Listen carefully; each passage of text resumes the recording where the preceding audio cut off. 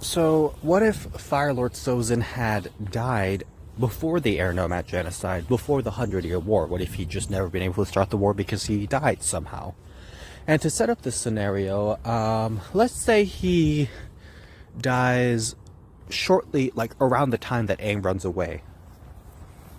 And let's just pretend that he died because he was poisoned. Let's say, you know how Avatar Roku's daughter, Raina, actually knew how to make poison that was undetectable.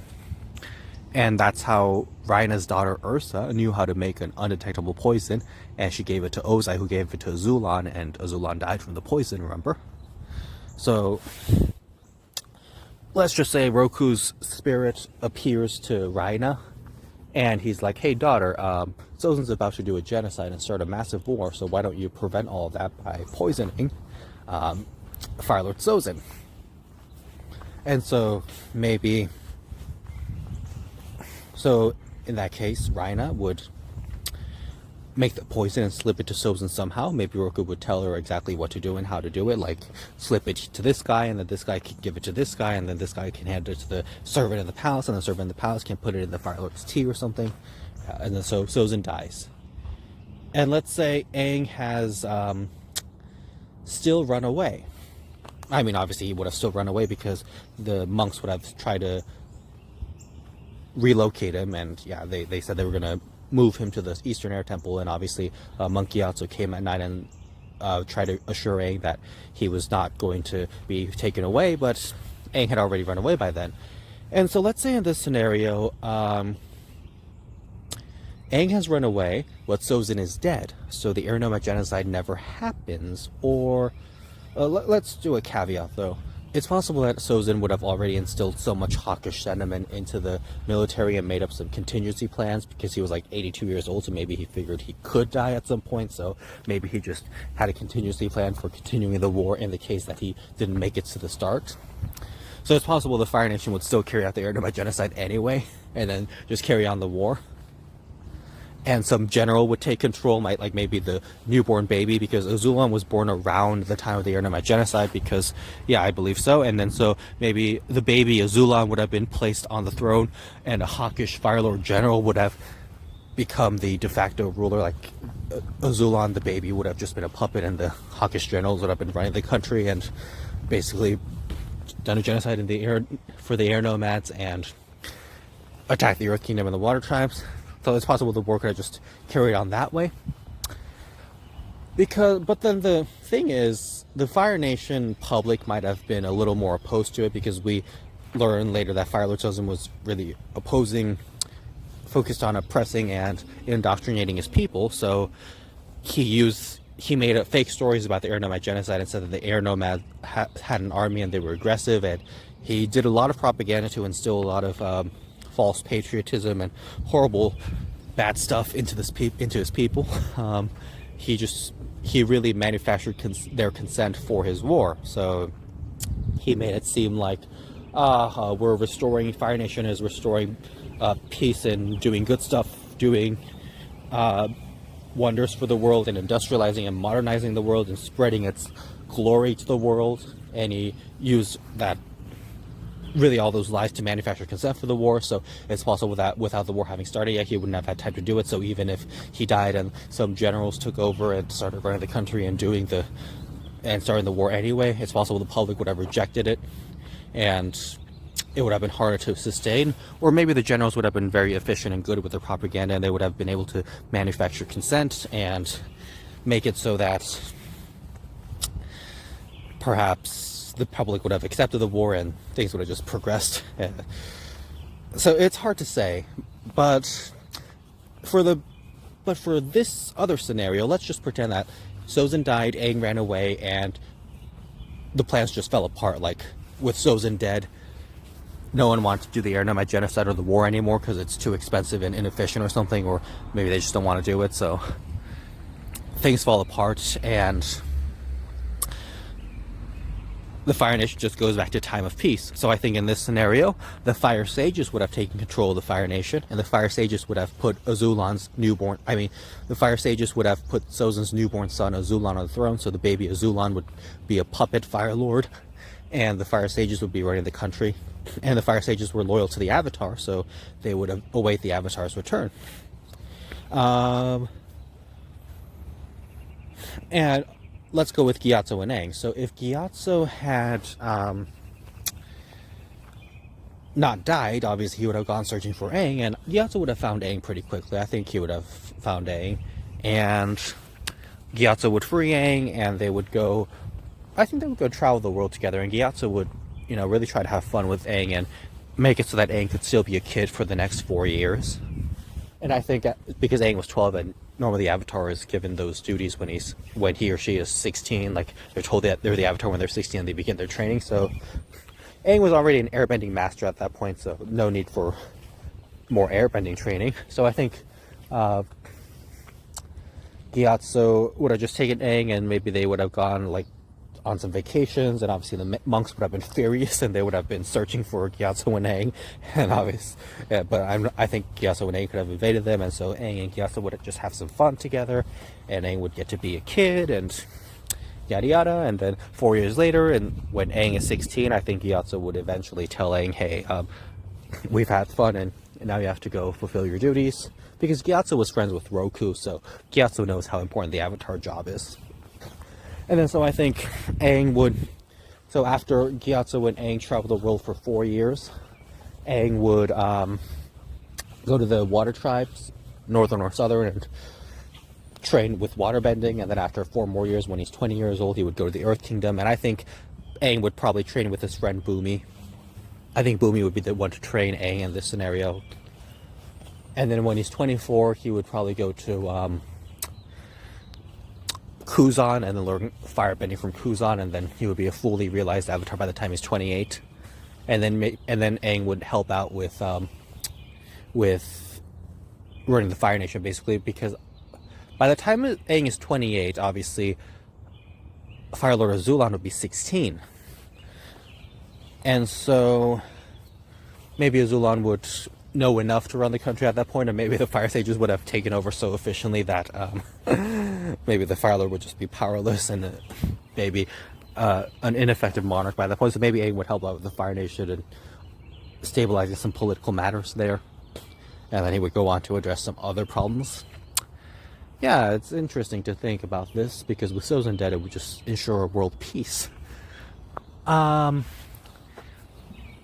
let's say now for another scenario, Sozin died right after the Air Nomad genocide. So the Air Nomads are completely wiped out, and Sozin is dead, but Sozin just dies right after.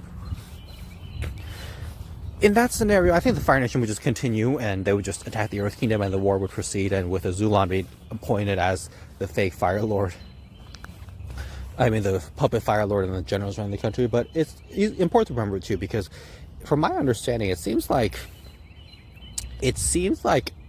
Sozin was really ramped up his propaganda and started manufacturing consent for the war after the Air Nomad genocide, afterwards, because we don't know the details of the propaganda, but from the little bit we do know, maybe Sozin said, hey, the Air Nomads actually attacked us. Maybe Sozin pulled like the US or Russia tactic, where Russia is lying and making up this ridiculous BS about how Ukraine was going to attack them, and complete nonsense. And then America was lying. America made up this ridiculous BS and lied about how Iraq was going to attack them.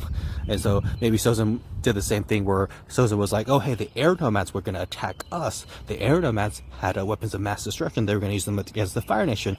Or the Air Nomads had biolabs. Or the Air Nomads were working with the bad organization that wanted to take down the Fire Nation. Or the Air Nomads did this or that. Or the spirit, some fire spirit told me that I have to attack the Air Nomads.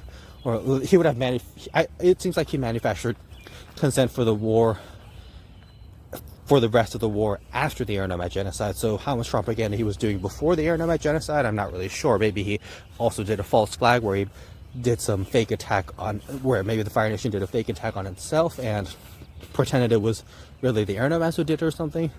So I'm not sure. So I mean, I'm not sure about exactly when he started, but it was probably a very efficient, definitely very efficient propaganda campaign, seeing as how it really succeeded in manufacturing consent for the war. for the 100-Year War. So,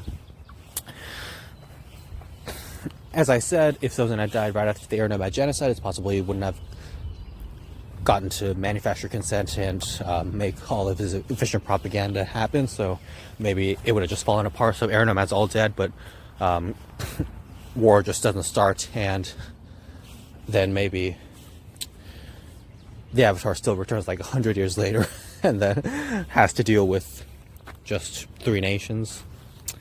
It's hard to say. But the other scenario is, what if Sozin had died in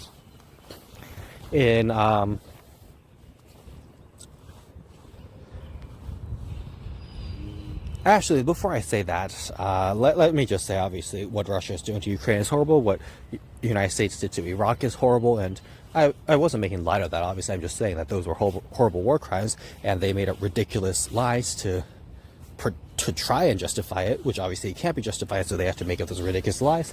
And yeah, but I'm saying that in the same way that those real world superpowers do bad stuff and make up lies, maybe fake world superpowers also do the same thing, because they probably draw inspiration from real life in some way. So, but anyway,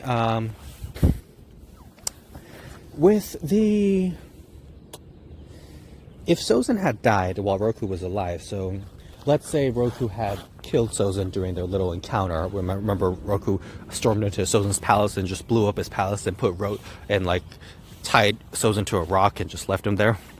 If Roku had maybe lava bended the rocky pillar that Sozin was suspended on, and then Sozin had just melted away, or Roku had used air bending like Zahir did to take the air out of Sozin's lungs, or Roku had done something so to kill Sozin.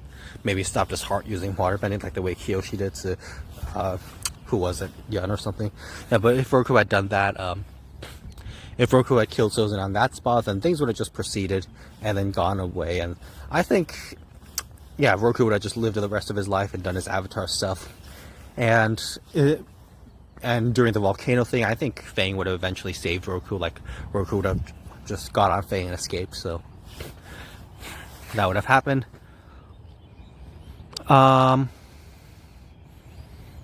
Now, in the second scenario, what if Sozin had been the one to die at the volcano instead? So this could have happened a few different ways, because maybe both Roku and Sozin inhale the toxic poisonous volcano gas and they both die, in which case Aang would just be born and Sozin would be dead. So Sozin doesn't have any children by that point, so there would be no heir. So I think the Fire Sages would just take over the Fire Nation and run the country. And things would just be fine, because obviously with Sozin dead, you can't really start the 100-Year War. And with Roku dead, you just have a new Avatar, Aang, so it would just be fine. But, I mean, I feel terrible for Roku, but it would just be fine. It wouldn't really be too much of a big deal. Now, in the other scenario, what if Sozin died of the volcano but Roku survived? So maybe Roku did not bend the pillar of rock fast enough and Sozin just fell off and then he fell into the lava, or he inhaled poisonous gas and Sozin just died.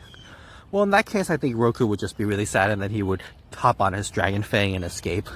And then they would go to Ember Island or something, and Roku would just live the rest of his life. Actually, so what would happen then is, if Sozin died at the volcano and Roku survived, then I think Roku would work with the Fire Sages to maybe come up with the plan, and then maybe Roku would just put the Fire Sages in charge of the Fire Nation.